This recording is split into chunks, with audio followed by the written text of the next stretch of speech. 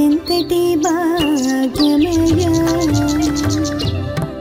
గురుదర్శనం ఎంతటి భాగ్యమయ. హరే కృష్ణ హరే కృష్ణ.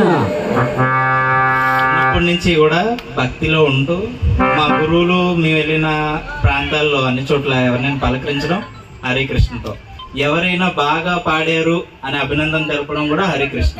అన్నిట్లకి హరే కృష్ణ ఒకటే సమాధానం అన్నమాట. కానీ ఎప్పుడైతే ఈ గోదావరి ప్రాంతాల్లోకి వచ్చామో ప్రతి ఒక్కరూ జై శ్రీరామ్ అన్న పదాన్నే ఎక్కువ పలుకుతూ ఉంటారు. సో ఆ జై శ్రీరామ్ అన్నది ఇక్కడికి వచ్చాకే నాకు అలవాటు అయిందండి.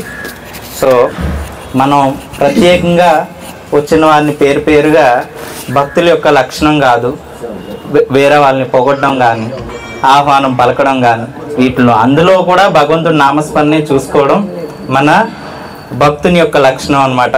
అందుకనే ఇక్కడికి 11 గ్రామాలు విచ్చేశారు. ప్రతి ఒక్కరికి హరే కృష్ణ అండి.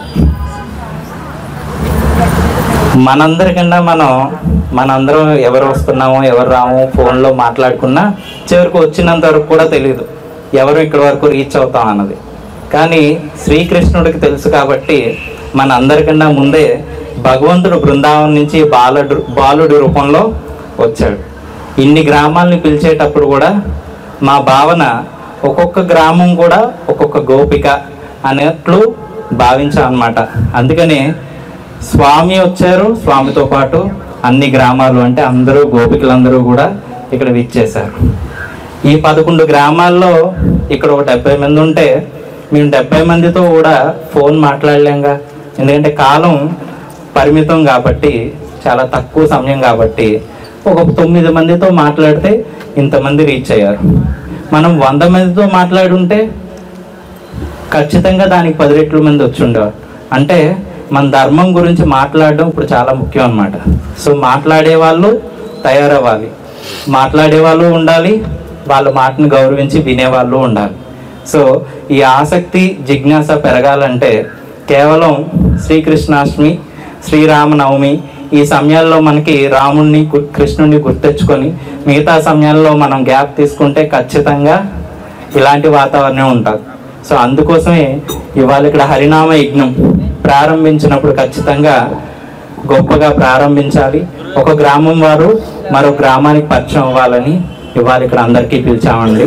కేవలం మాట్లాడుకుందామని ఈ కార్యక్రమం, కానీ పాటలు పాడే వాళ్ళని ఒకరినొకరికి మాటలతో పరిచయం చేయకూడదుగా, పాటలతోటే పరిచయం చేయాలి. కాబట్టి ఆ పాటల్ని ప్రతి ఒక్క సంఘం వారు 2 చొప్పున పాడతారండి.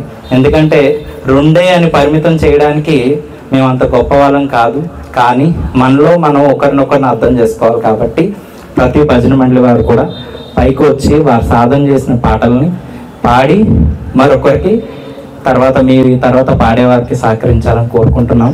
అట్లాగే మీ గ్రామం నుంచి వచ్చిన వాళ్ళు మీరు ఎక్కడి నుంచి వచ్చారు అన్నది మీరు పరిచయం చేసుకోవాలి. మీ గురువు గారిని, శిష్యులు ఎవరో ఒకరు మీ గురువు గారిని పరిచయం చేయాలి.